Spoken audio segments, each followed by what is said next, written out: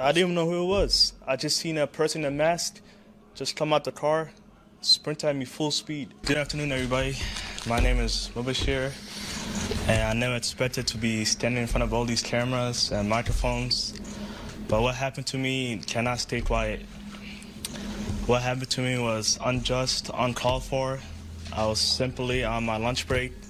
I literally went downstairs from my building. I wasn't even outside for mere seconds before I seen a masked person running at me full speed. He tackled me, pushed me inside the restaurant, like as you can see in the video. I told him I'm a U.S. citizen, what is going on? He didn't seem to care. He dragged me outside through the snow while I was handcuffed, restrained, helpless, and he pushed me to the ground, and he put me in a chokehold. That was very uncalled for. I thought I got really hurt. And after that, they put me inside the vehicle. And they asked me, we have to verify if you're a U.S. citizen, because I believe you're an illegal citizen because you ran from me. But as you can see in the videos that will be released, I'm simply just standing still. And if this is what's happening to a U.S. American citizen on camera, imagine what could happen to your loved ones when there's no one around to witness what they... What was the cause of the Civil War, the U.S. Civil War in the 1800s? What was the cause of the Civil War? What do you think the cause of the Civil War was? I don't know. What would you say is the cause of the Civil War? The Civil War? What caused the Civil War? They mostly, I'm thinking of the first war when we became Americans. And then we had a Civil War. What do you think caused our Civil War? Sin, I suppose, you know. There was something evil. Mankind is hard on each other, man. Yeah. And what do you think, sir, was the cause of the United States Civil War? Of the Civil War? Well, let's see. The North and South, they couldn't get along. It could happen here, too. Do you think we're near that? Here what? Do you think we're getting toward a Civil War again? The good Lord only knows, but I think, you know, if he thought it was going to end up this way, people are supposed to get along, aren't we? We're all Americans, not just Democrats and Republicans. What do you think is the cause of the Civil War, the U.S. Civil War? Well, I think the Democrats are pushing the race issue extremely far. I had a black man at my door the other day. I don't have an issue with race, but they're making it such a big issue. They're making it, you know, just even with this Claudia Gay, that she was asked to resign from this college in Harvard. It's not a race issue, but they're making it that, and I don't agree with that. What about the Civil War in the 1800s? What do you think was the cause of that? Oh, yeah, that was slavery, wasn't it? Seems that way. What do you think caused the Civil War? It's probably the division of states and the people. Over what? Well, right now they're trying to take the people's right to vote away. I mean, if you're in Colorado, and I think Trump probably actually won Colorado, whether it says it on paper or not. Like I said, I watched a lot of stuff, and there's a lot of voter fraud, a lot of when you can't control all the write-in ballots and stuff like that. So, you know, the sad part about it is Trump actually told us before this even happened, this is what they were going to do, and they did it. I mean, I know a pile of people, and I drove. Not that we're going to start a war, but I think people are going to get fed up, and I think, you know, there was riots in the street how many years ago, crazy everywhere, and I think that could happen again, maybe in a bigger scale. But also, like even like you mentioned, Minneapolis, the George Floyd thing, that was all set up too. How was that set up? That police officer didn't have his knee on the neck. Did you see the video? No. Sorry. Then they can go out and kill public figures that are on the right. Okay, sorry. So, what did you just say about Labubu's? They're grooming children to be furries when they get older, so they can go out and kill right-wingers. A Labubu is a keychain And it's not even from America. It's a I know, European. that's how they trick little kids to be radical leftists when they get older and become furries. This is absolutely some tin foil hat. It's in their statement. Their what do you call that? Yeah. You know about what they're about. Manifesto. Yeah, that's it. You're It's in their mission statement. absolutely insane. You've lost It's your in their mind. mission A statement. labubu is a keychain that children put on their bags and adults put on their It bags. trains them to be furries when they get older, so they can go after the right wing.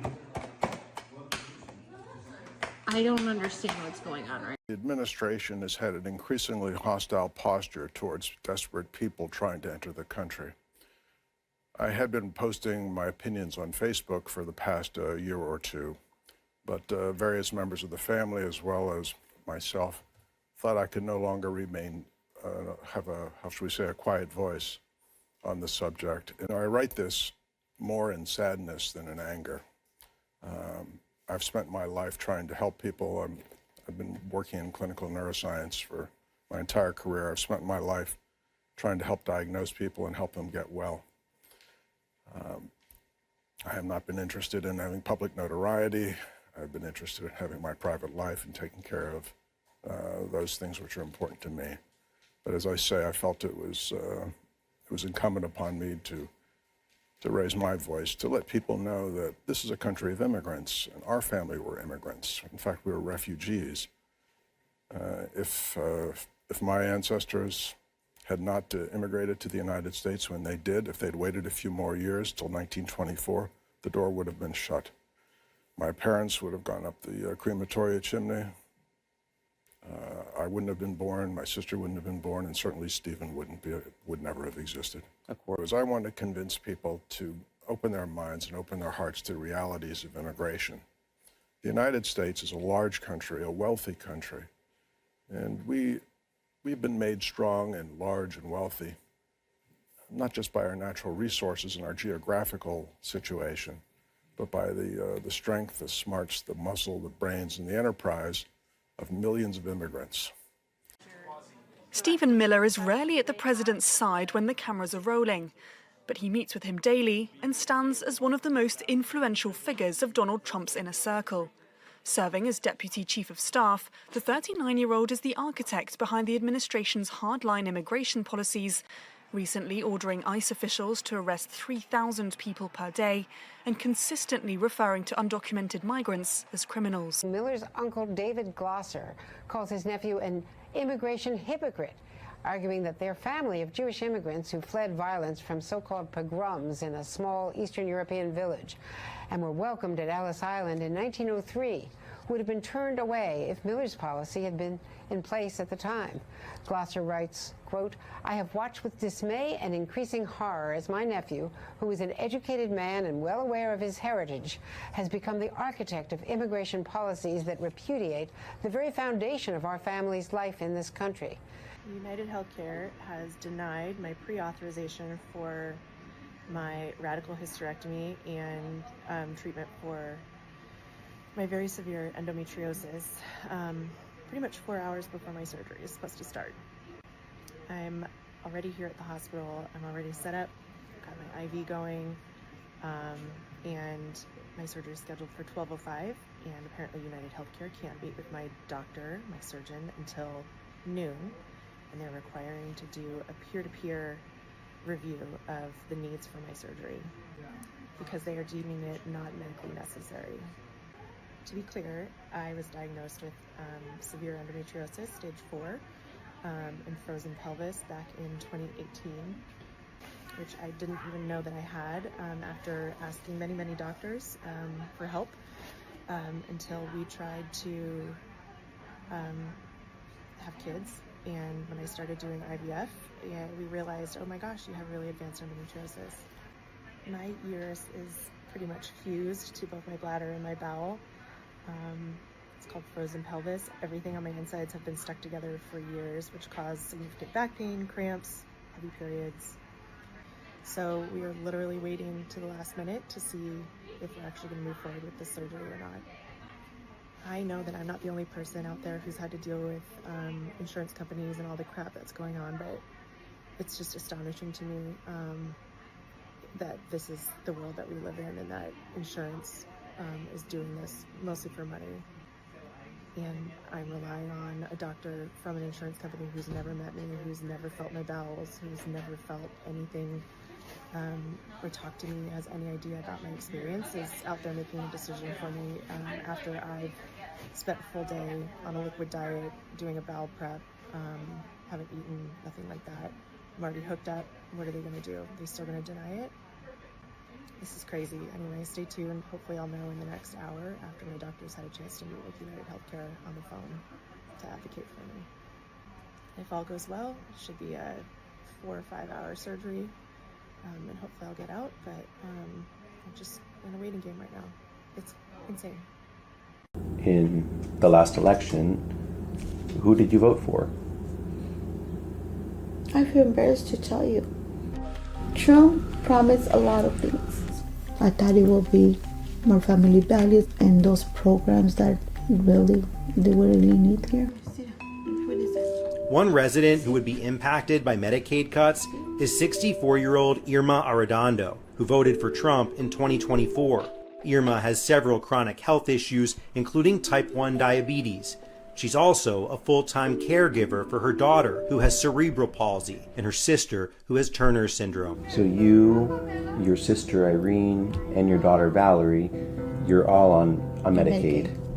I won't be able to afford it. So we feel hopeless. I feel like this tubbiness in the back, you know, why? All the years back, since I got my citizenship, I said I was a Democrat. But then, in these last elections, I voted as a Republican. Why? Because I'm against abortion. Para mí, la palabra conservador es tener valores. I grew up with values, you know, con las enseñanzas de mis padres. Family values. Family values. If we could go back to November, who would you vote for now, seeing what you see? For either one. You just wouldn't have voted. None either.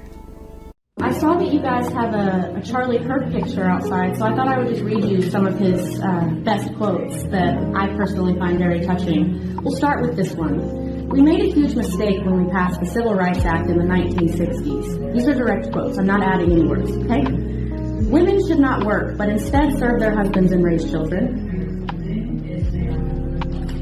It's awkward, right? Sit in the silence of that for a second.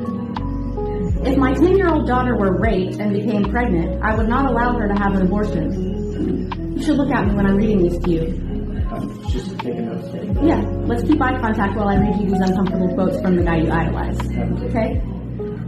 He referred to transgender individuals, which are human beings, as a, quote, throbbing middle finger to God. Would God say that? I don't think God would say that. Birth control has created very angry and bitter young ladies, and women in their early 30s, they're past their prime. How old is Erica Kirk? The widow? Is she staying at home? Doesn't sound like it. Maybe she's with J.D. Vance. Abortion is our modern Holocaust.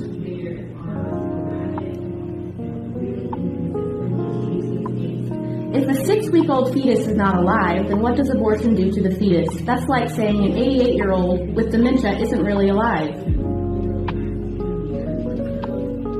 It's a great guy, right? It's a great man to idolize, to put on every other Republican door in our state capitol.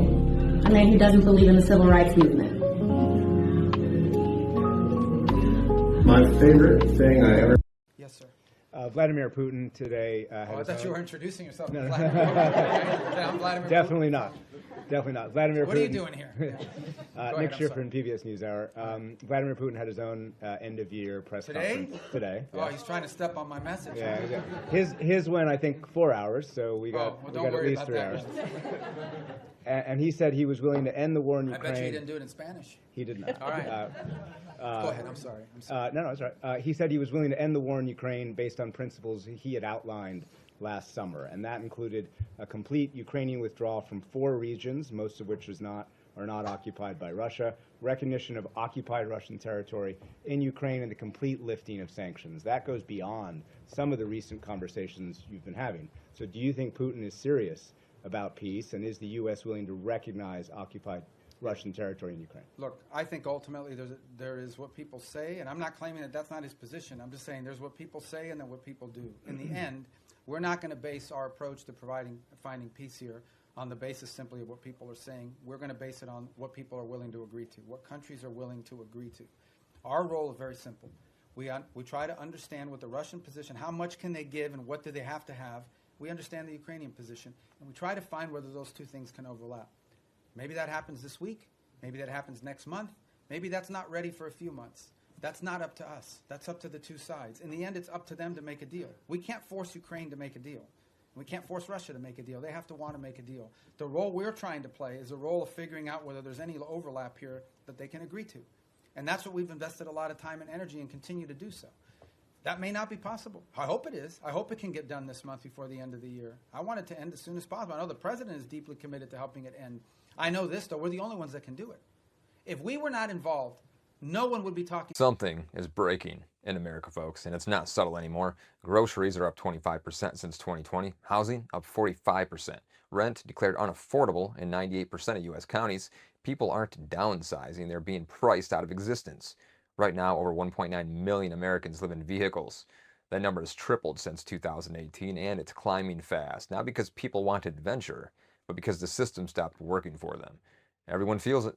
The pressure, the squeeze, the quiet collapse in slow motion. But here's the part they don't want to talk about.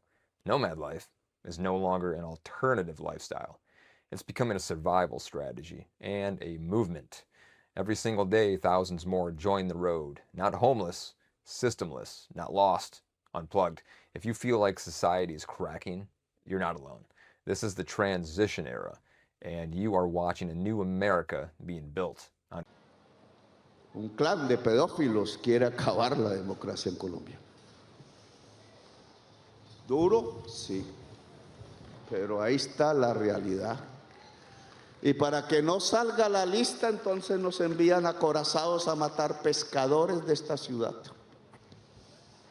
Y amenazar al vecino, que si dictador o no, ¿cómo que el pueblo de Colombia va a aplaudir que invadan a su hermano, que no es el presidente, sino el pueblo de Venezuela? ¿Cuándo? Seríamos así de traidores y de vendidos, de que nuestra propia sangre la traicionamos, o el pueblo del Ecuador, o el pueblo de Panamá, o el pueblo de Venezuela no es nuestro propio pueblo.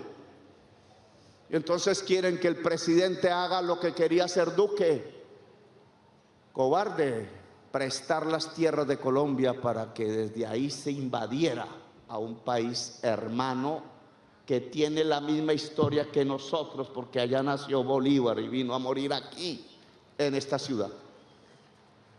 No se puede. Presidente de Colombia que haga eso, presidente maldito por las generaciones futuras, porque nunca será olvidado como un traidor. Y yo no pertenezco a los que querían matar a Bolívar.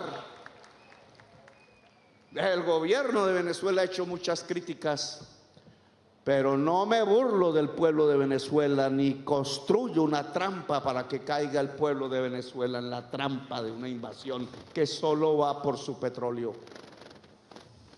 Que se quiere es codicia y violencia más para hacer de esta esquina hermosa del continente suramericano una Siria, un Irak, una Libia llena de esclavos, de venta de esclavos, de nuevo negros. No. La lista de los amigos de Stein, que no quiere que aparezca la lista en los Estados Unidos, nos quiere utilizar aquí con la violencia para que el pueblo de los Estados Unidos no piense en su propio gobierno, sino que se le suba la xenofobia, el racismo, las ideas de la raza superior y otras ideas falsas, y nos usan para no discutir sus propios problemas. Presidente de Colombia lo que ha hecho es denunciar narcotraficantes durante décadas Y los narcotraficantes que ha denunciado siempre estuvieron en el poder político de Colombia, en el Estado. With my address on it? This is her house. I need a warrant with my address on it. Do you want to see my mortgage? I own this house. I am upset because this is not. You need a warrant. You need a warrant. You need a warrant. You need a warrant. This is an illegal action without a warrant. This is my property. You need a warrant. I don't. You cannot trespass You need a warrant. on her property without a warrant. The church, you can use that. That you can use, they will authorize you. I will not. This is my home and my property. No, I am not. She's not obstructing, it's her house. I need a It's her land. She owns it. I'm asking for a warrant with my address on it. Absolutely not. Why can you not present that to me? If you don't stop interfering with our office, I will place you under arrest for obstruction. Why can you not? Obstruction of what? It's her house.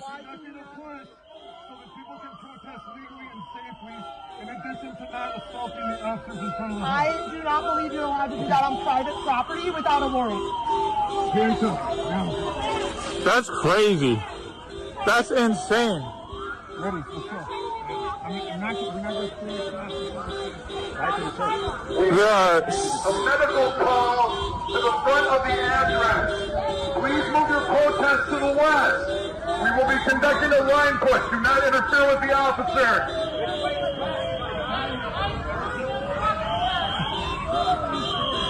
Insane. We will be conducting a line push to the west. Do not interfere with our officers. If you do so, we may use force. Pussy ass. I'm not moving. I'm just watching you fucking document crimes that you're committing.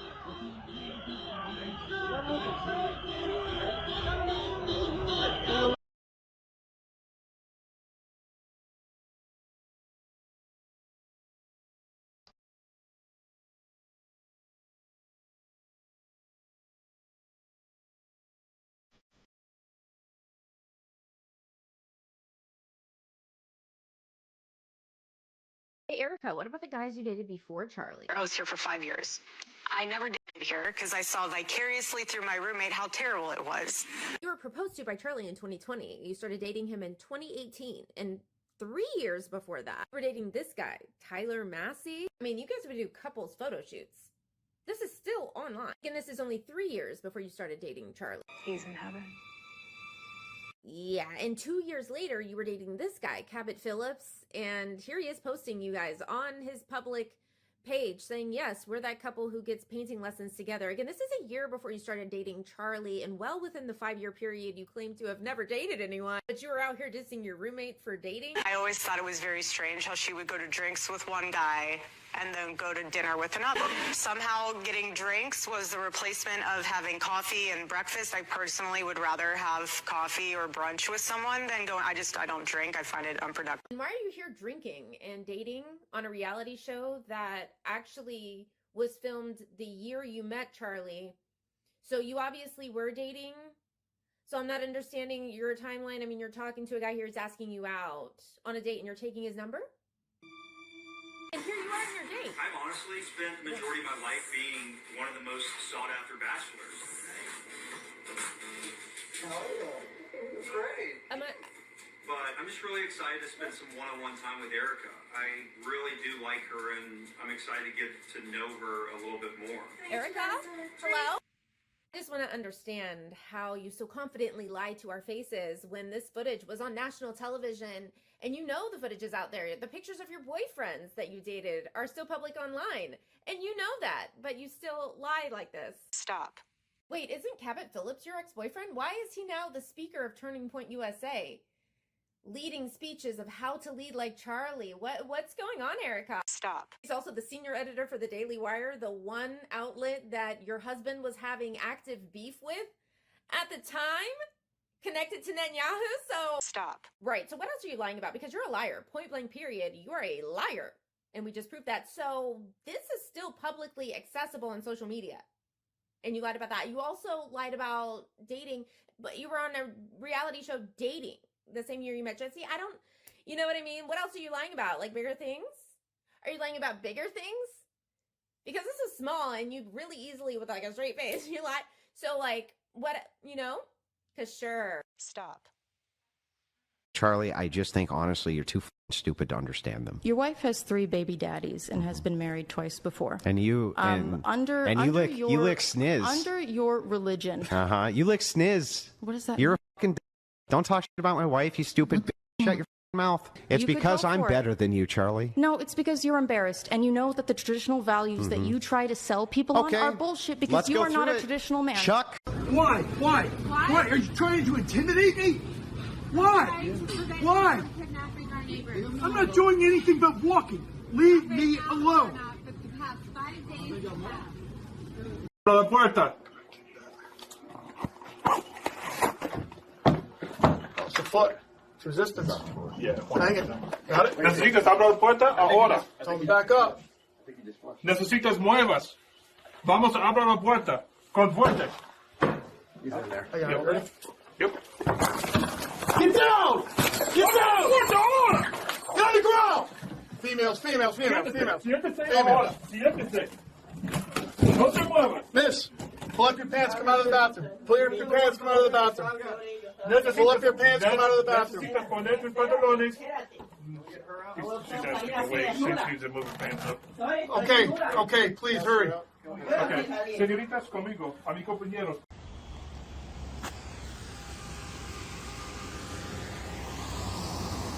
What's going on? What's up with you? Watch out, man. What y'all on with me?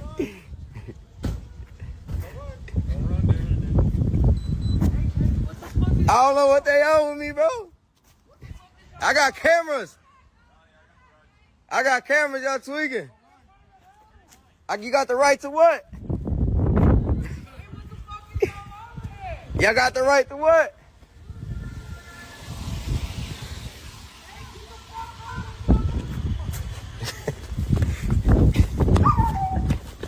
I got cameras.